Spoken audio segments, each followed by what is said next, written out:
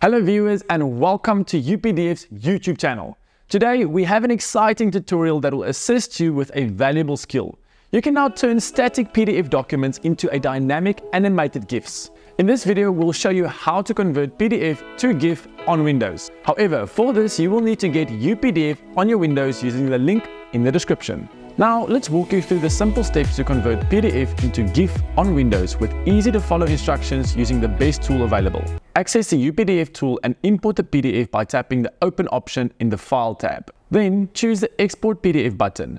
Choose the Image option and select GIF as the required output format. Now hit the Export button to save the file on your Windows.